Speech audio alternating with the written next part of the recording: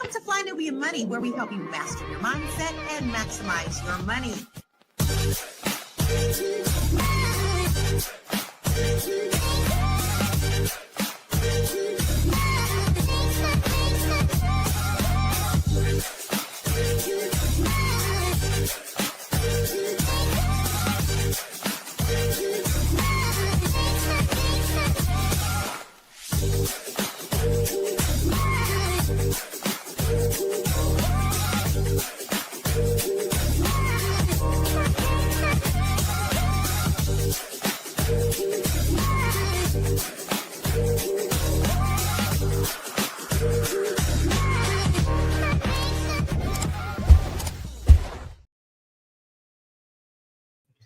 Welcome, everybody, and happy Monday.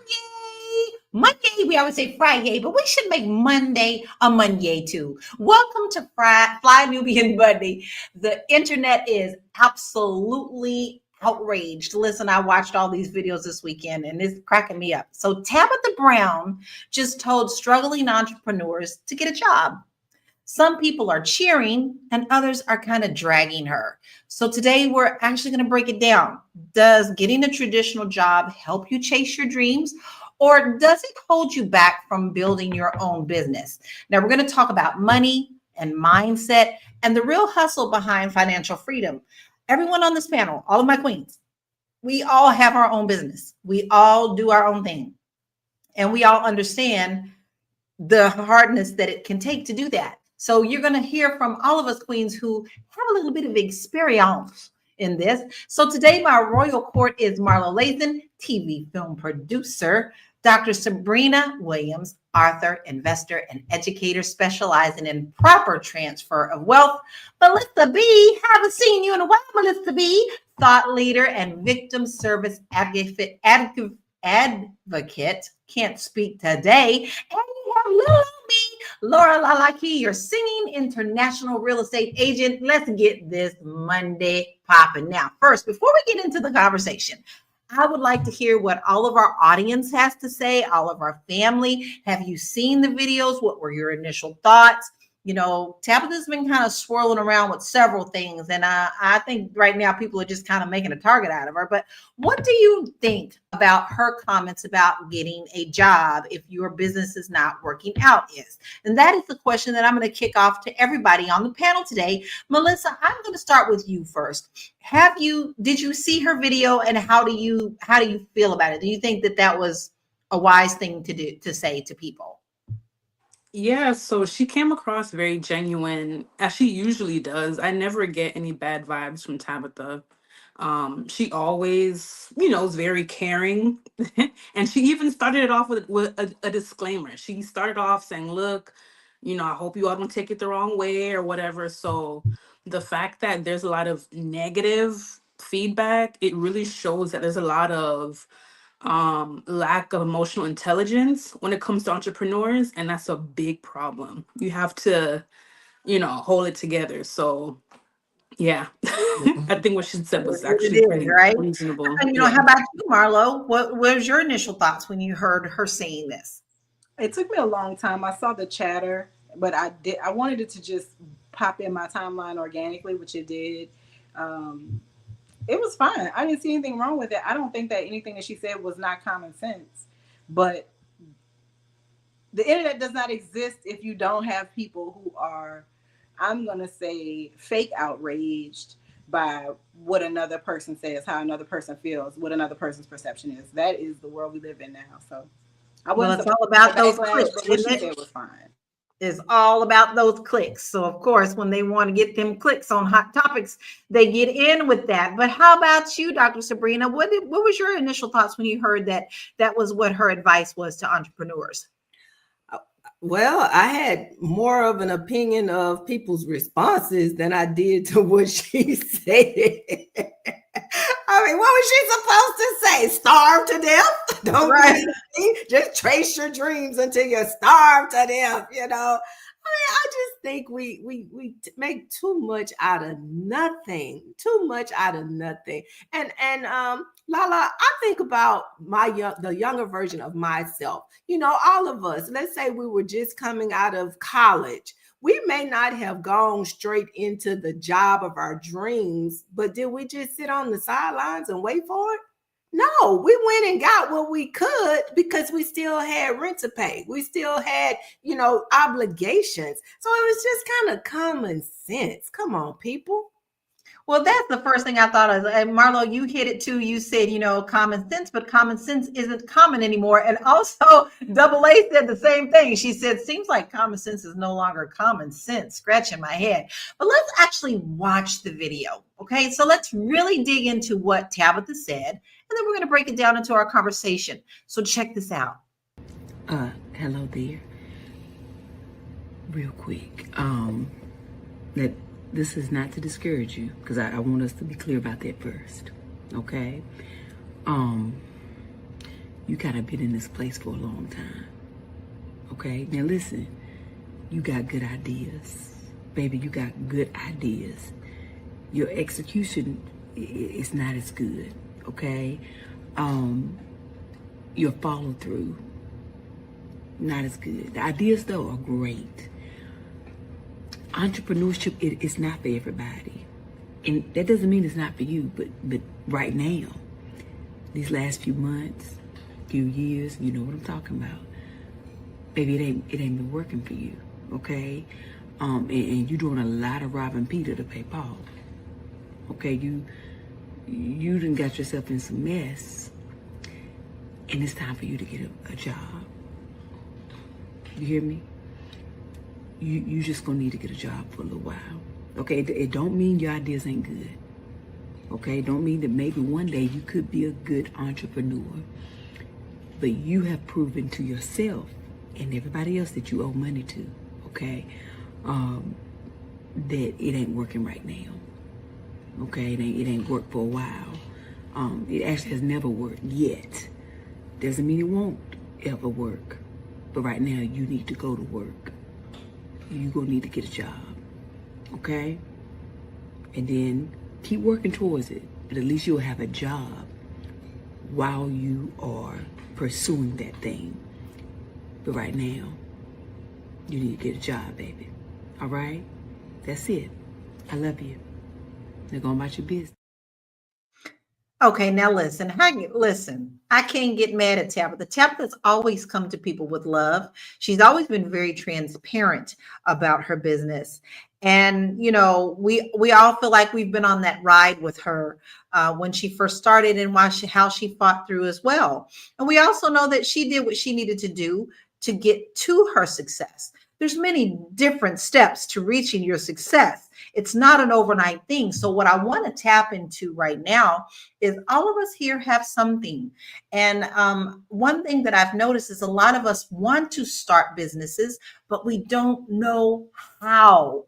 We don't have the education to jump into that. So that's not to say that we can't learn it, but let's talk about just how hard it is to be an entrepreneur. So, Marlo, I'm going to start with you on that. Can you share with us some of your struggles as you have gone along the road to entrepreneurship? Well, that's why I have a full-time job right now. I mean, and I've done what I do, which is while I'm there, I elevate, right? So I came in at one level. I've been promoted twice within the job that I had. Because of the work ethic that I have, I bring the same energy. I'm not there. This is what I explain to people.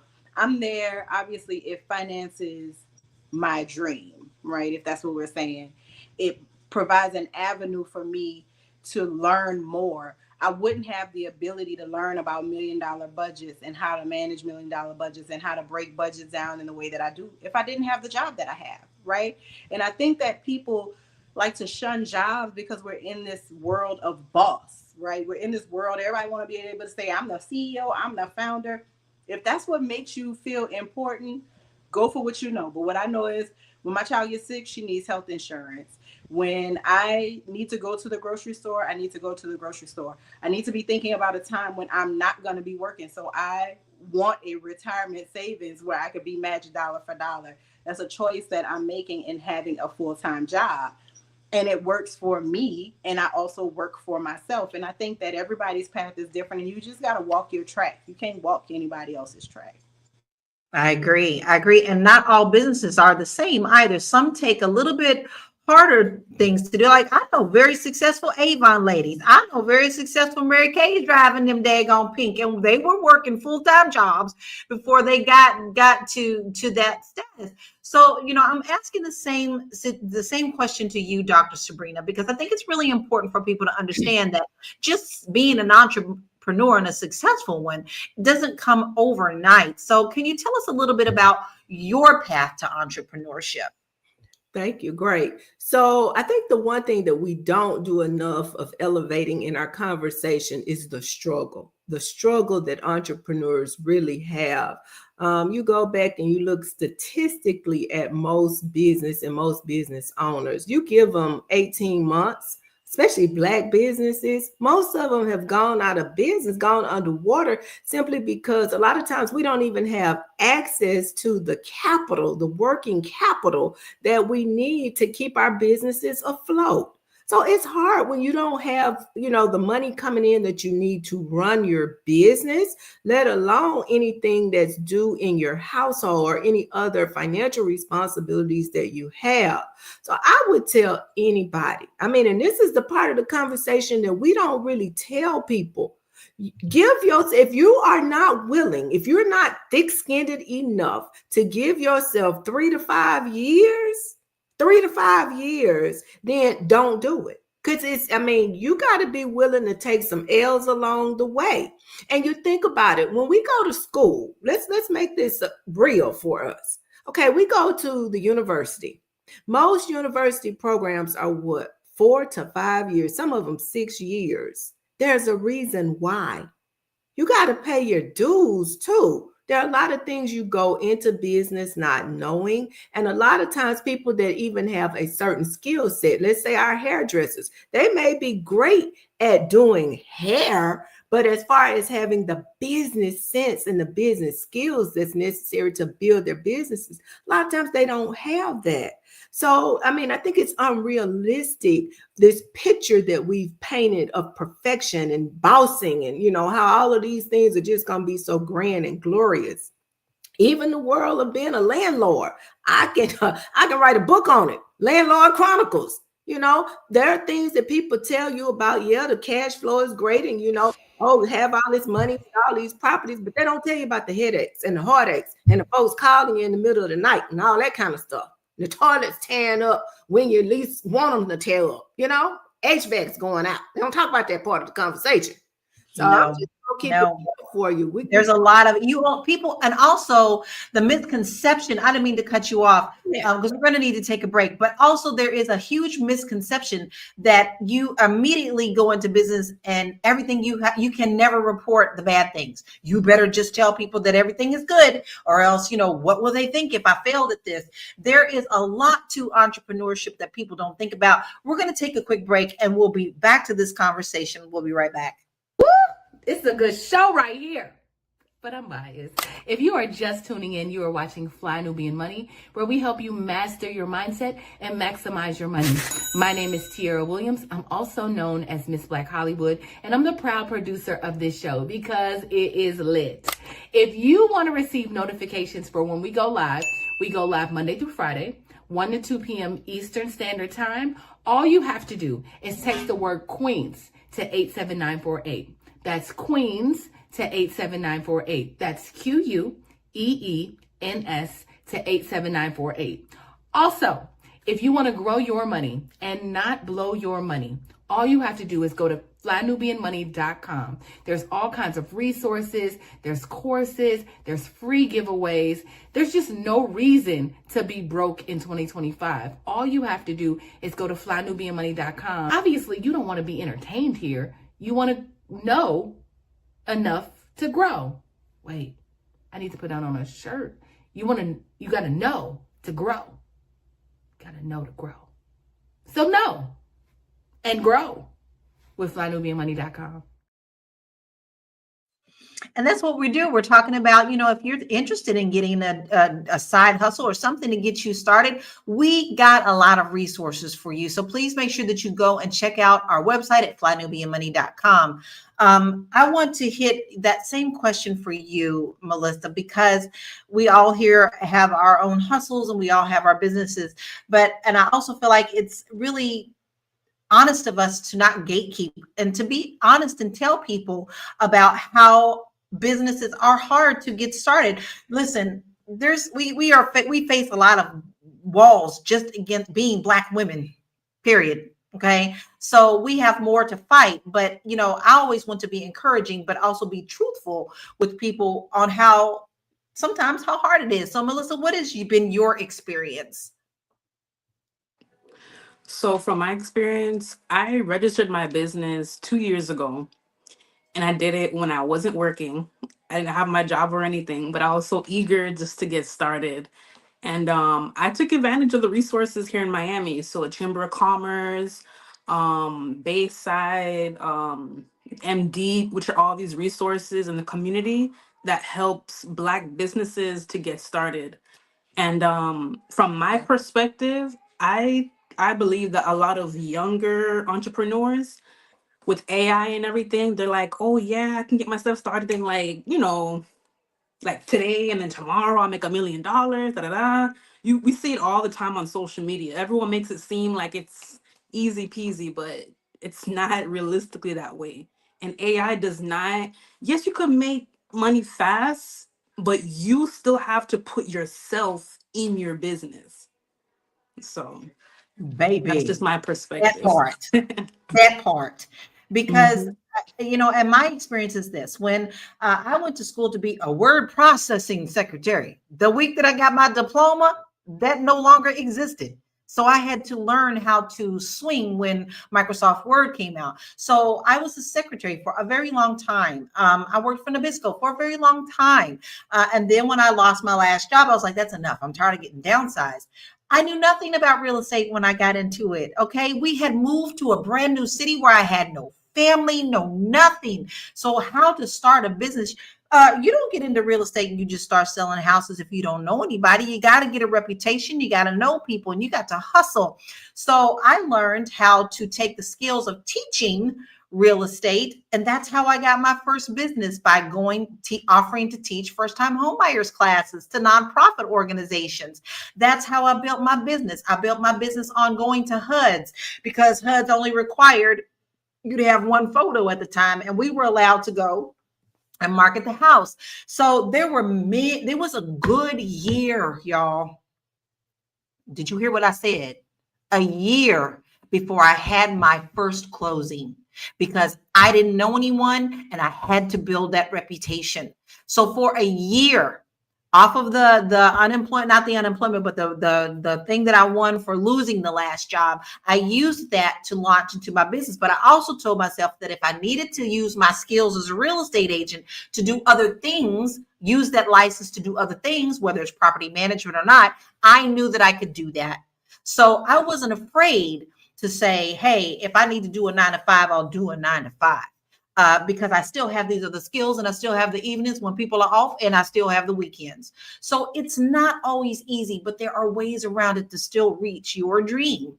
And so I just want you to know the struggle is there, but baby, ain't no shame in your game putting food in your mouth and keeping your family fed.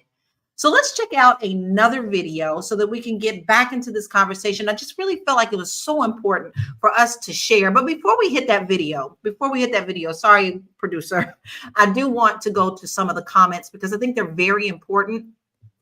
Booker says that you can run your business after you get off. Rent is due, right? We have Double A, who said, folks are too sensitive nowadays. If it doesn't apply, keep scrolling, talking about how they're, kind of bashing Tabitha. Nazaya, I hope I said that properly. I think what she says is true. I'm an occupational massage therapist, and when I need more money, I go and work at spas to make the ends meet. She's still using her talent. She just putting it in a different place, right? Then it says, turn our occupation into an enterprise of entrepreneurship, since we know the bells and whistles, right? Right. So most people are agreeing. I don't see anyone who is bashing people. And I also want to say one more thing. Y'all, I don't know if y'all saw the job reports. The job reports are down. They are way down. 22,000 jobs were only added in August. So sometimes that job you need to hold on to, that precious job, while you're building. No shame. So now we're ready to go into the video. Sorry about that. So let's check this out. We'll get back into the conversation. You will not believe this, but this might be a video dragging Tabitha Brown. I just saw a video of somebody halfway going in on Chloe Bailey, and I decided I would just join the chat and give my experience when it comes to Tabitha Brown. Now, I saved this tweet forever ago, but it reads, Tabitha Brown is only 44. Could have fooled me. Maybe because of her mammy energy, I could assume she was closer to 60. Now, I don't know who wrote this tweet. This was one of my friends. But baby, they was in my damn head when they wrote this, because I've been saying Tabitha Brown, and when she get this little voice going on, she really sound like she could have replaced the Aunt Jemima on the front of the syrup bottle, because she sound like a mammy. And it's like, out of all the acts we done seen people do, girl, you really gonna pull a mammy vibe on us? And if I was to really come here for some shock value, I would say, is Tabitha Brown any different than the folks who out here eating the watermelon with the big ass mouth and the boy who eating the chicken wings? Maybe so, because them bitches doing it in front of white people, and that shit ain't cool. But I really want to like Tabitha, but the act of the mammy, I can't get past that shit, and it really bothers me, and it makes me uncomfortable. Like, I had really tried to watch her video one day when she was talking about the man who got the little squirrel that he always run here with on TikTok. But that mammy ass energy was about to take me. Bitch, I was finna be printing obituaries, okay? Line them 6 people up to carry me out. Cause baby, I would really rather be viewed than seen than viewed. But Tabitha was finna have me out here cashing in on the life insurance policy, and I ain't like that. And before y'all clown me and Listen, this whole social media thing, I like to say that there are many cowards behind keyboards that just decide they know nothing, but they want to bash others. Maybe it's jealousy. Maybe it's just they feel like they want to say stuff that they're pent up that they can't say in front of people's faces. But we cannot ignore that social media does have a place in putting yourself out there. That's not easy, putting yourself out there. I can't tell you how many times I've been called fat, ugly, or all sorts of things. And you got to grow a thick skin. So Marlo, you do a lot with social media, and you are you do a lot of producing in TV and film. So how does social media opinions affect entrepreneurs? They shouldn't. And let me tell the entrepreneurs this. Read the comments to engage, not to feel. These people do not know you. People have learned through internet and reality TV that negativity and a lie will fly, honey. It does not matter. People will armchair quarterback the situation. So don't worry about the commenters, because they don't know you. And I would use it as an opportunity to pitch my product. You got something negative to say to me? Hey, thank you for visiting. Click this link if you want some good merchandise or whatever it is that you're selling. I think that people let other people's opinions of them affect them in ways that I'm glad I'm just not affected. I don't care. Your opinion of me is your opinion, and you're so entitled to that. And if I start saying my opinion of you, I might make you cry. So there's no need for us to even have a discourse, because I'm not here to make anybody cry. And so that's kind of how I move in these social media streets. But I think what he's saying, I'm not a big, huge Tabitha Brown fan. I don't know what the mammy thing and all of that's about. But he and I have a similar opinion of like the baby talk voice. I don't know if I never met her. Maybe she really talks like that. I don't know. But also, millions of people support Tabitha Brown without my support. It doesn't make them wrong. It doesn't make me right. So I think that if I can tell an entrepreneur anything, do not worry about them folks, especially if they ain't clicking the link. Baby, I'm not everybody's cup of tea, right? I'm not everybody's cup of tea. I'm not. but I may not be your flavor, but I can direct you to someone who may, and that's not going to hurt my feelings. Social media is just that, social media, and you got to be able to roll with it. I clap my hands at anybody who decides to put their face out there for others to see, because it's not easy. It's not easy. Now I struggle with my weight. I struggle with a lot of things. I come on and sing a lot because y'all know that I'm a vocalist. I come on and I sing. I sing raw. I ain't trying to do nobody's stage. You know, sometimes I'll do it with my husband. There's many, oh, she thinks she can't sing. Well, let me see you get up here and do it. I just use it to jump ship. So I think other people's opinions is just that. They're other people's opinions. I totally agree with you, Marlo. But I do want to ask you, Dr. Sabrina, do you think that Tabitha's advice applies to everyone? Because that's how people are taking it. I think it depends on the individual. I'm going to be honest with you. Okay. There are some people and some businesses that do require like a singular focus. Like you really got to be all in. I remember, I think it was Tyler Perry maybe that said the plan, there was no plan B. You either won or you won. That was just it.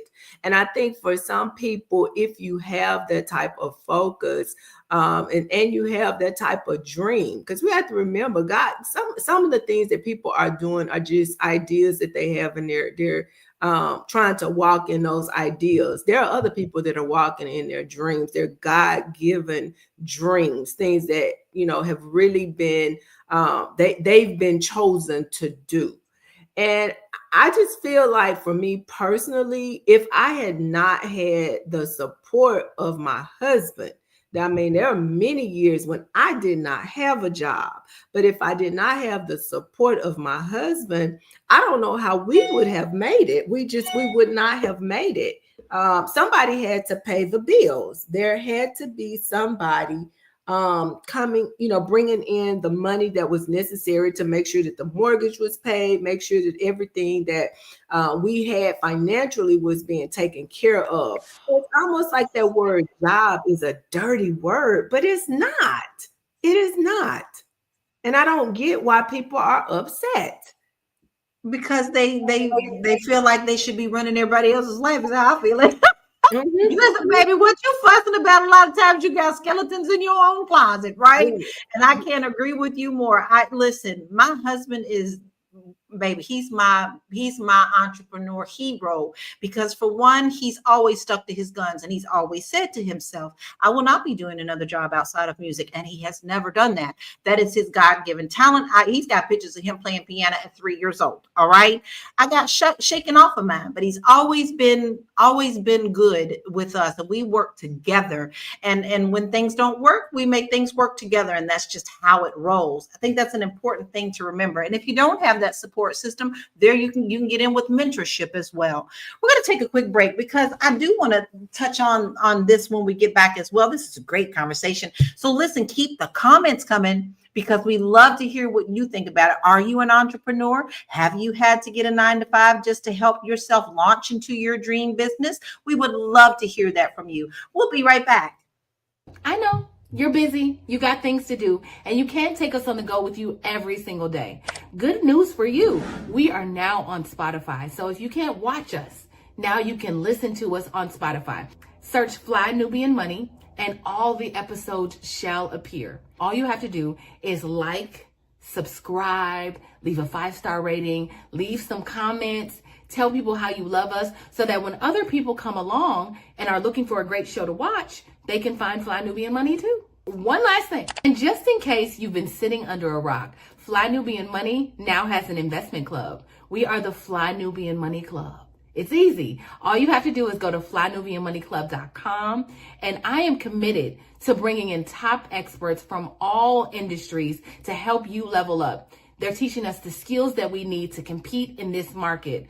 We often say that nobody is coming to save us, not the government, but guess what? We're coming to save us. I'm coming to save you with the Fly Nubian Money Club. So listen, all you have to do again is go to flynubianmoneyclub.com. We have a 30-day free trial set up just for you, just for those people that are struggling. Even if you ain't struggling, you ain't got to struggle. I'm coming. Come in.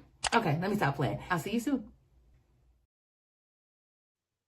Listen, we got good things to tell you today, and we're going to continue this conversation because we know we helping somebody. I told you we don't gatekeep around here. So, Melissa, I do want to ask you what you thought about the gentleman's video. What were your reactions to how he says he feels like she's got this pretend thing going on? Me personally, I think it's just a Southern thing. I'm from Kentucky. I got aunties that talk like that. That soothes me. I don't know. Her voice soothes me because it feels like family. So, what is your thoughts? I think he's just looking for clout because everything he said made no sense to me, honestly. Plain and simple. Very plain and simple. So, like, if you let's put it into our own perspective. If someone was to come like that about your business online, would that be something that you would address? Do you think that you might be able to use that as fodder to push yourself forward? Because I see a lot of people who actually do use that to push into a positive aspect. Or would you just ignore it? I love Marlo. I know your answer already, Marlo. But Melissa, you had such a short answer. I want you to expand a little bit. Yeah, she could double down on it because a lot I like her voice. I love her energy. You know, I'm down here in Miami. I wish I had people talk to me like that sometimes. So if I was her, yeah, she could double down on it and bring more people to her and make her fans, fight those little petty battles because he's just looking for clout. He's looking for some of her followers or how that works. So, yeah, why not? I learned to embrace it and make fun of it. So, but Marlo, you had such a like. I Only need you to touch because, on. listen, she should never punch down, right? Unless you could get a good laugh off of it. But this particular individual wants that. He wants to get into a negative, nasty little chatty patty thing with her or someone that supports her. So for him, I would give the big old ignore. Now, other people I may, right? Other people, if I got time, I may go into a little bit of a back and forth or do a response for them.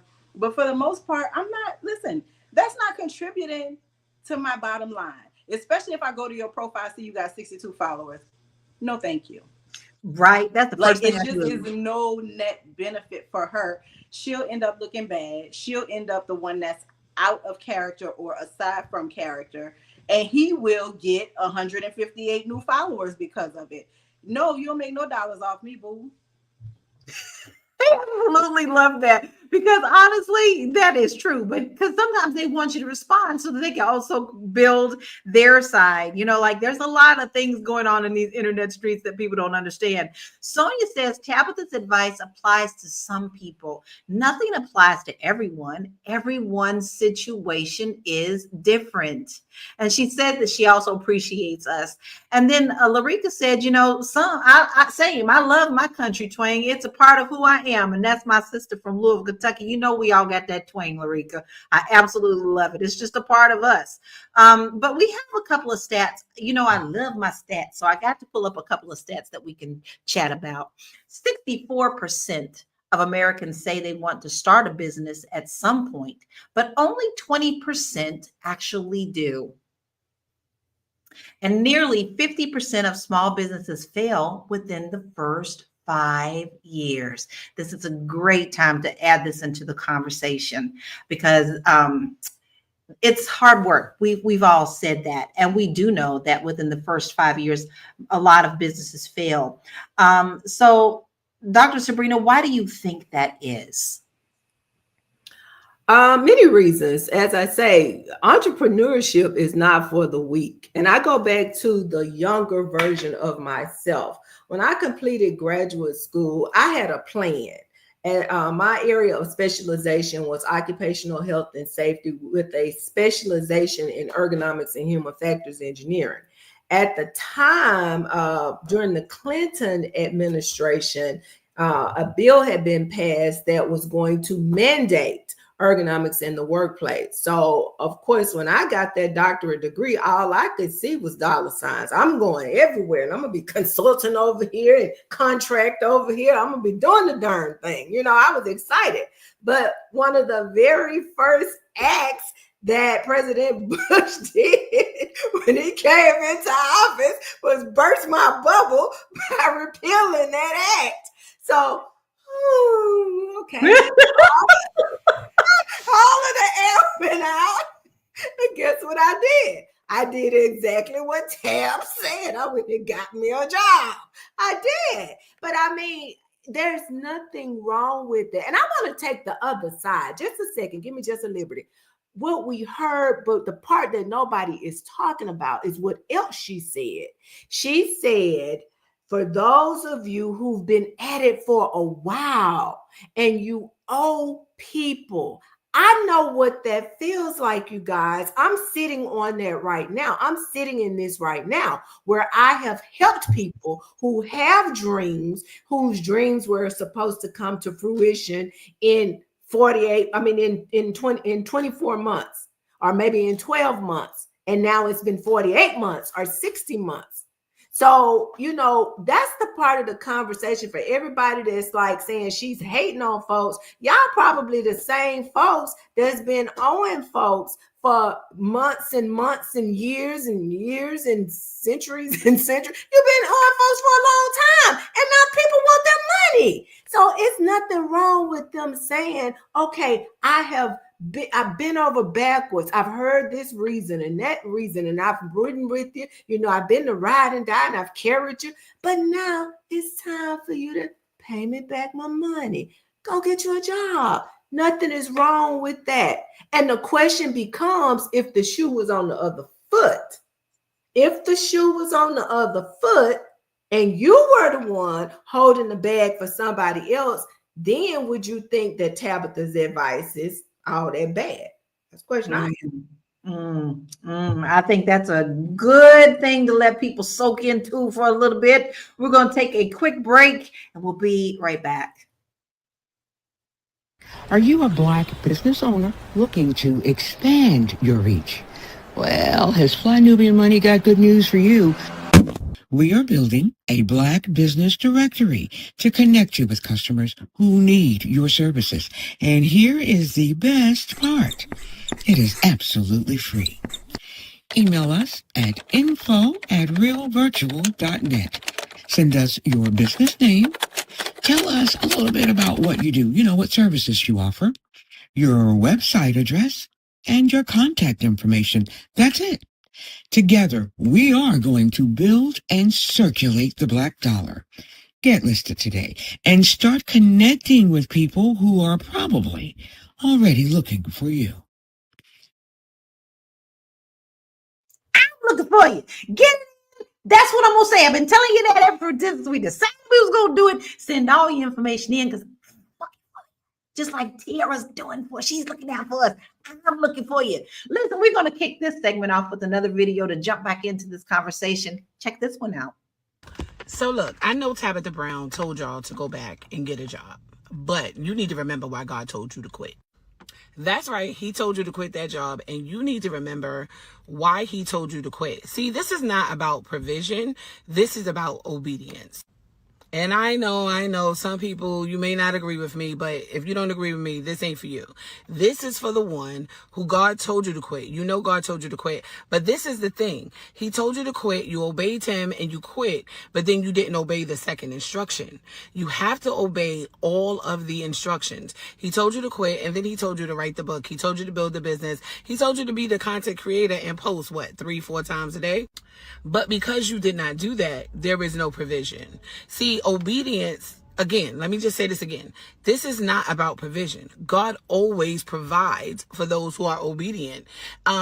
So you quit, you don't have a job, you're building a business full time, but you are stuck in a cycle of fear. You're stuck in a cycle of doubt. So you won't post, you won't offer the program. You're just stuck. You sit and you doom scroll, right? And you get all this content, but you won't give it out. So now we have bills to pay. You got bills to pay. The kids need food. You want to do self-care. You want to go on the girls' trip, but now you have no money. But you have to obey the entire instruction. If he told you to quit, I don't really want you looking for a job. I don't really want you looking for a job. I want you to go back and obey the instruction that he gave you after he told you to quit. I want you to go back and obey the instruction after he told you to go into full-time entrepreneurship or full-time ministry. Listen, there is a lot to unpack with that. There's a lot of truth in that. Um, Not everybody's situation is the same situation. I think as Americans, and the world sees Americans this way, is we see this as a do or die. We don't want to see the struggle. We praise people like Tyler Perry, who was homeless very, very long time, really put everything into his business until he made it. And then people fuss about that. Well, look, that was great. Look at what he did. Everybody should do it. Then we want to criticize people who are also telling you that there's times where you do have to fall back a little bit. You never know if your blessing is going to end up in that fallback. Everyone has a different circumstance. But I would love to hear your thoughts, Marlo, about what she said, because she's saying, what did God tell you? What does your instinct say? You don't have to be a Christian, y'all. Let's not get into that conversation. What were you told? Because everybody has a little whisper in their ear telling them what their life purpose is. What is your thoughts on that video, Marlo?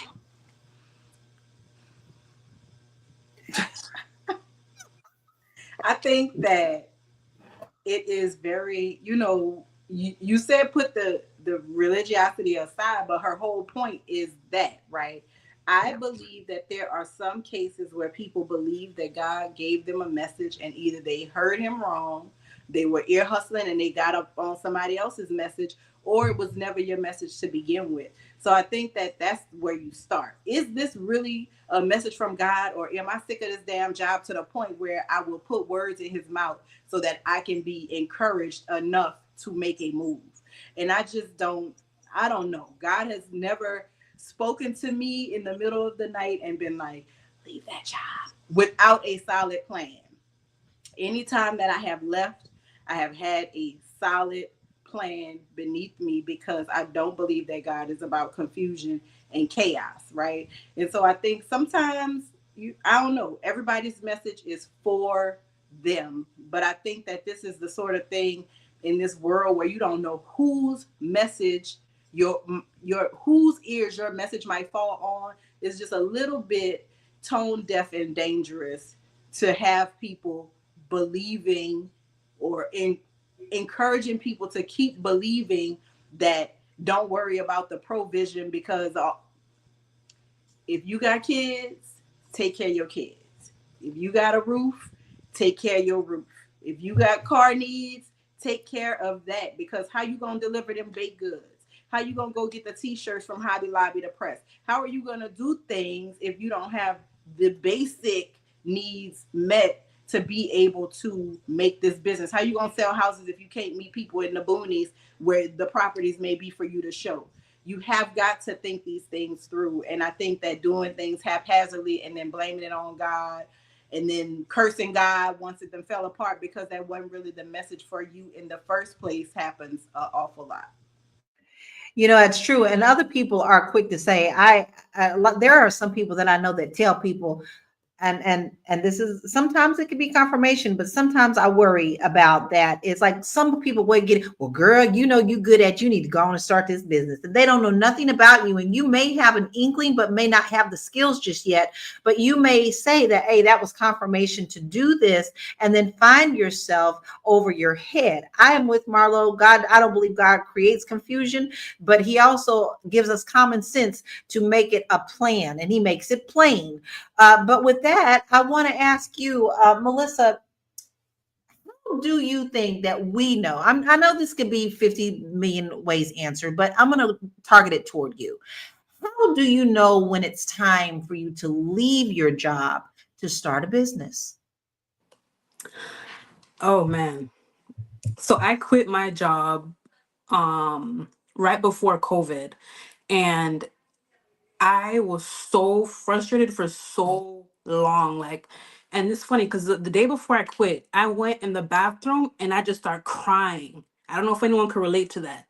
Just that emotional, like I was just crying. And it was just the feeling and me crying. I was like, Melissa, what else is it gonna take? You are so unhappy. you are so unhappy. And I didn't know what to do next. I did not have no money, no nothing. I was living at my mom's house. My mom, I cannot sit in the house and she see me sitting there in the house. But I said, I can't do this though. A couple months after I quit, COVID happened. And I started getting Wow. those paychecks. I started making more money off of, at COVID being at home than I did at the job. Movement. Like it See, some all things worked God out moves things, right? seamlessly. Talk Mm-hmm. about that leap of faith. I had to do it. It was, I had to do it.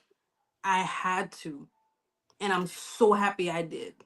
And things were put into place, right? Like They were put into crazy. place. I was able to go to Jamaica. Like everyone was on lockdown. Everybody.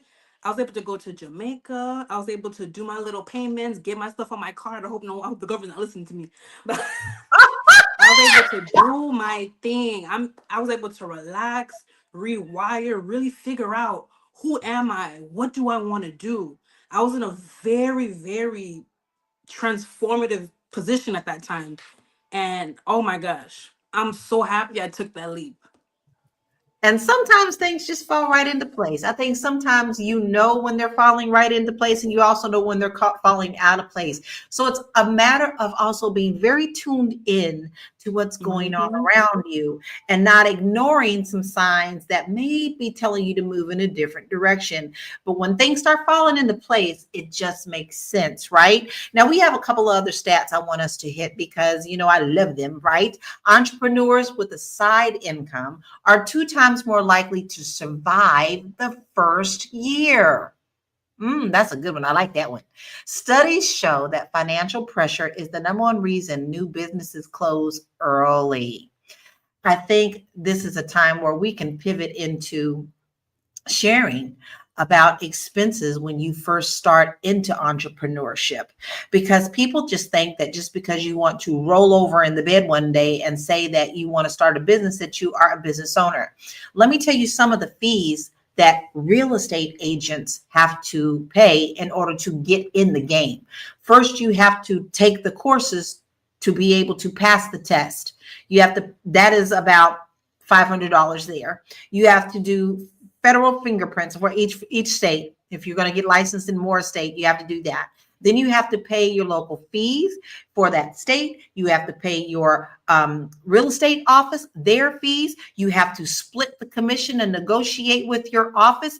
You are responsible for all of your marketing. You are responsible for all of your E&O insurance, not to mention the gas that you are taking people out for free while you're doing it. If they change their mind in the middle of a deal, you don't get to the closing table, you don't get paid. So you do put out a whole lot of money before you bring any money into your business. And those are reoccurring things that happen constantly. Every year you have to take your CE credits. Every year you have to pay those dues. Every year you have to pay those marketing and your business, your office that you're under. These are things that have to be paid in the background where you may not be earning that money. So Marlo, I would like for maybe you to share with us some things that, in your business that people have to lay out in your profession. Well, I think you have to have, for me, on the production side, a camera. When I lost the job when I was working at the hair company, she really just kind of fired everybody methodically, like over a 2-week period. And my mom made a $10,000 investment. She bought me some camera equipment. She bought me a MacBook Pro. She bought me some other things that I needed. I monthly occurring costs for websites. The time that it takes to create and edit content. Everybody thinks that the shot that's up is the shot you got, and the reality is you got 1,000 shots before you allowed yourself to choose the one.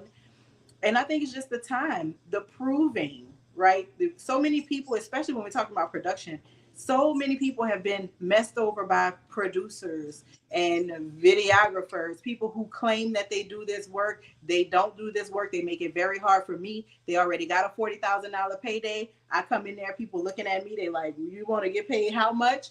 because they've already been messed over and gotten nothing. So I'm gonna let everybody go round robin, but I need y'all to know my final thoughts gonna be about the scamming, because we cannot forget a lot of entrepreneurs end up scamming because as we are talking about these costs, marketing costs, promotional costs, background costs, insurances, licenses, all of that stuff costs money. And we see these entrepreneurs all the time going down, these people that are flexing on Instagram and all of that stuff with their Ferraris and their big money stack phones, and they be scamming because they have created a lifestyle look that y'all want to emulate that's not real.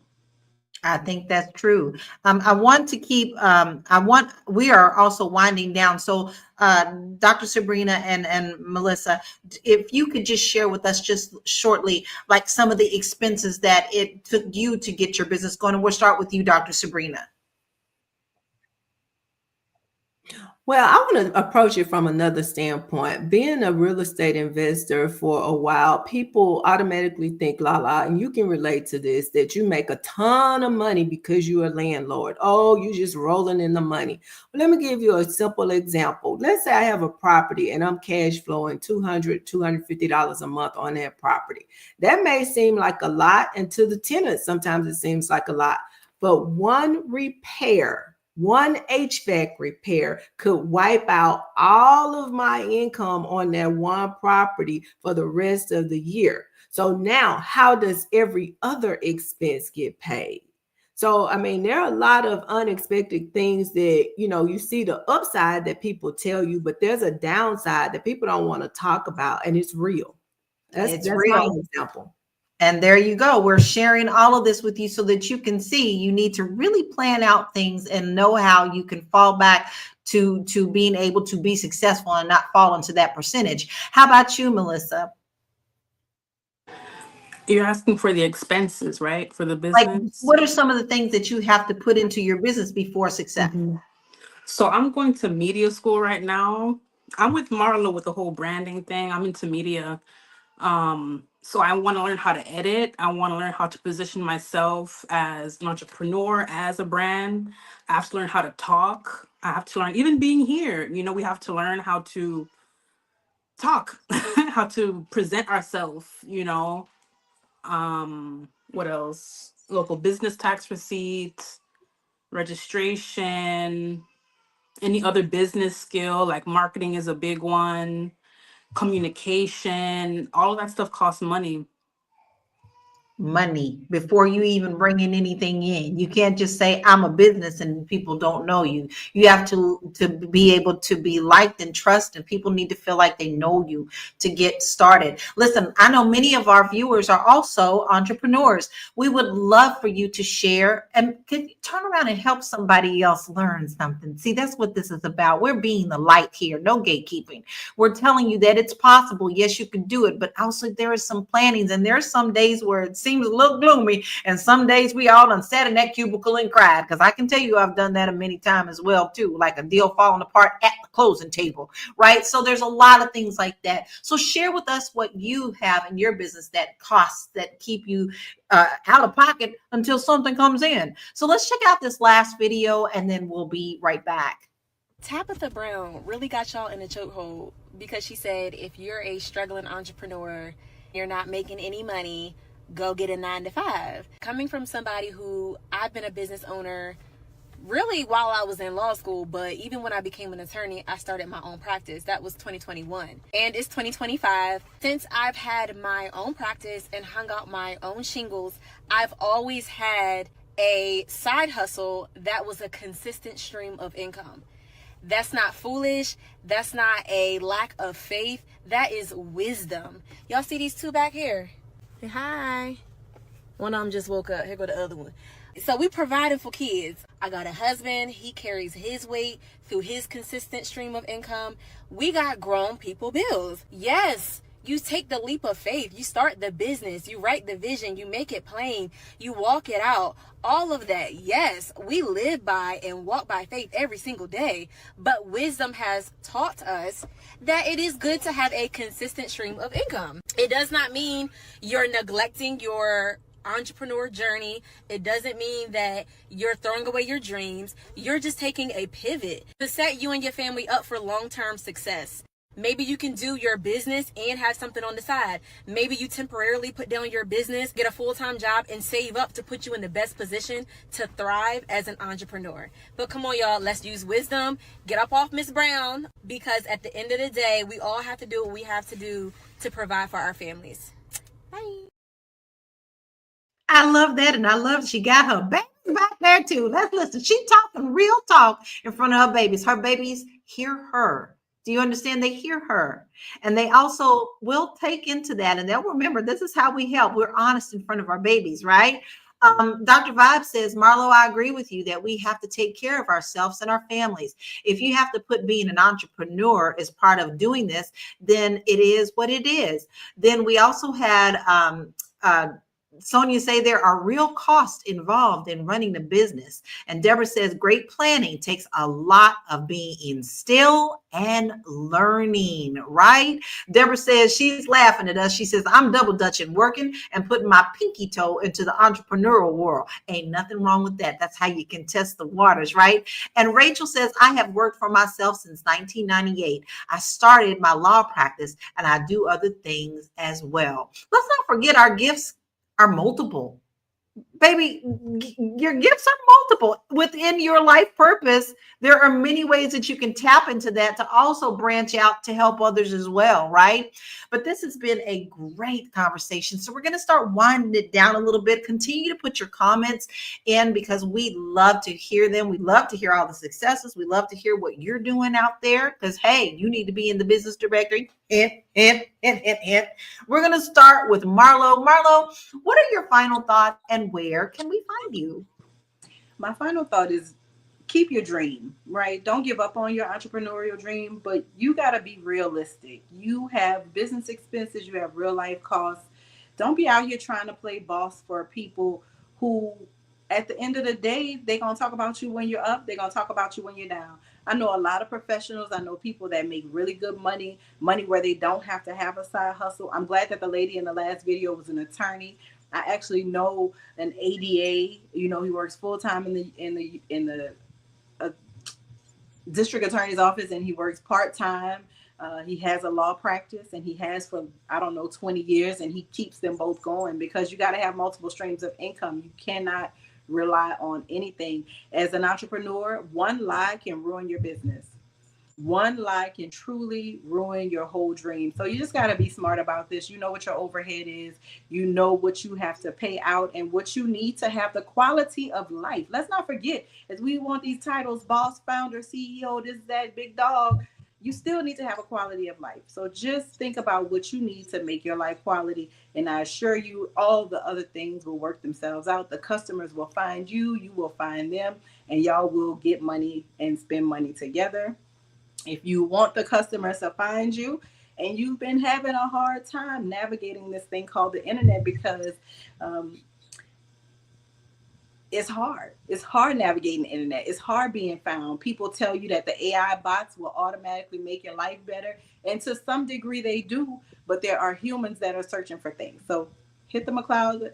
I'm sorry, y'all. I've gone on because I am a serial entrepreneur and multiple job worker. I'm already on my next task. The marlogroup.com is who you should contact if you are looking to expand your visibility in the digital marketplace. Thank you all. Keep your dreams. Keep pushing. I see you. I appreciate you. I love you.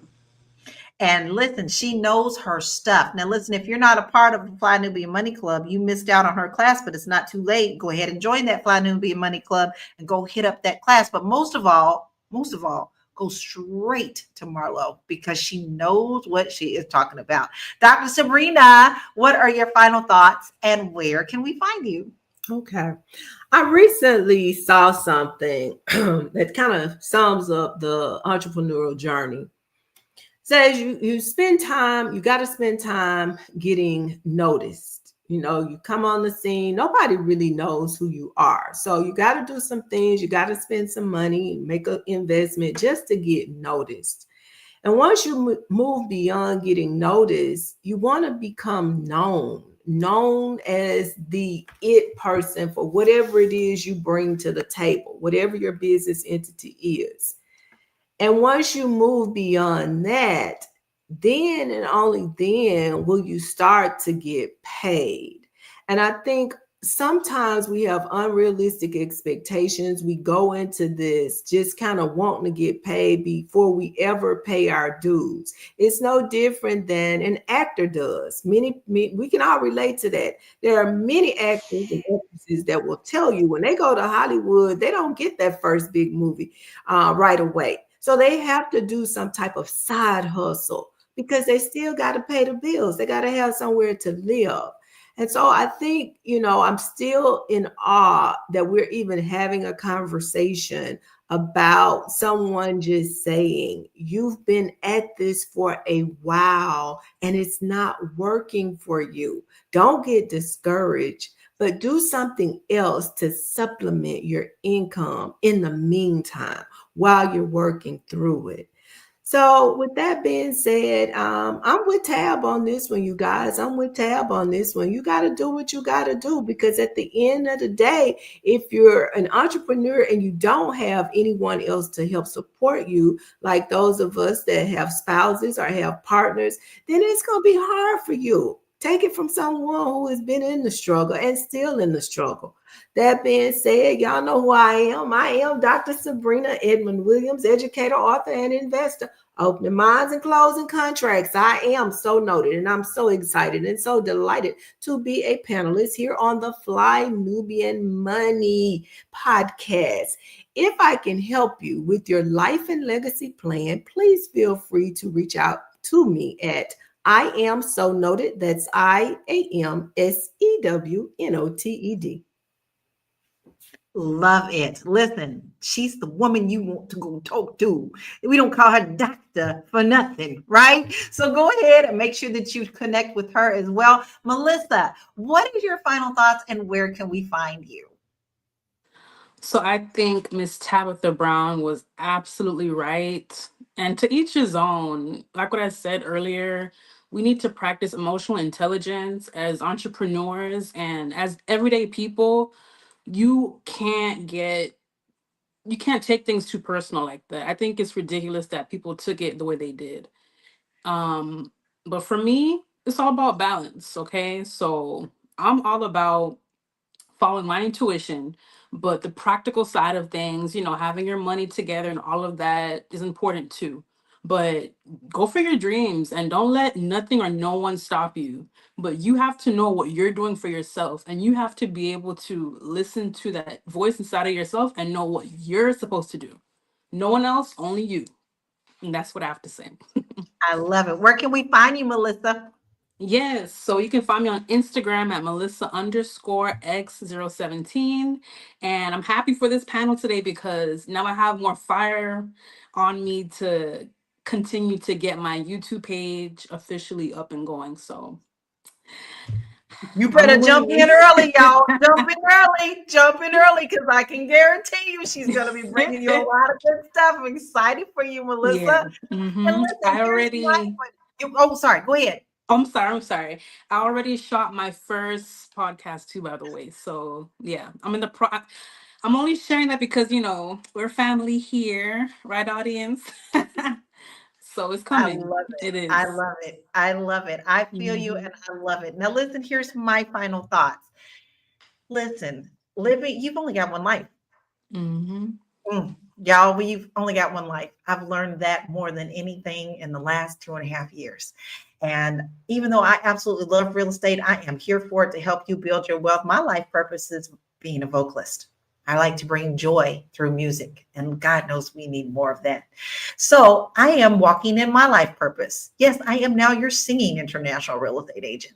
But a part of that also includes getting yourself out there, regardless of whatever your business is, right? So when you know that you have that, then you're always going to have that tapping on your heart when you're not walking the way that you should be walking in your purpose.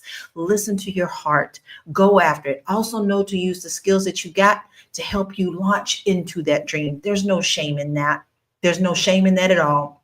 Do what you need to do to get to the goal at the end of this beautiful rainbow. And in order to help you do that, you got to be seen. And I have a wonderful live streaming class that will help you create good videos, help you get over your fears of being on camera. You'll find that at laurakey.net. My next one will be coming up real soon. And matter of fact, I am putting one together that you are going to be able to self-pace whenever you are ready. Because sometimes you might need to be shaking in your boots, but you can always go back and self-pace yourself into success at laurakey.net. We had a beautiful conversation today. Thank you so much to everyone who has watched. Tamisha said, I always learn something new every time I watch the Fly Nubian Queens and apply these gems as I keep building my future business ventures. Another great show, and blessings to everyone. We thank you, Dr. Vibe. We thank you, Rachel, Tamisha. We also thank you, Black Lexicon. We see you today. We also have, Donna, we have Deborah. You know what, Sonia? We have so many people that come and visit us every day. Y'all are not just watchers. You're family. And we love you and we thank you for being here. So for today, we want you to remember one thing. Whether you choose a job, a business, or both, it's all about building your foundation for financial freedom. So stay smart, plan ahead, and know that there's no one path, not just one, to success. We'll see you tomorrow at 1 p.m. Eastern Standard Time, Monday through Friday. Don't miss us. We'll see you tomorrow. Peace out. Bye.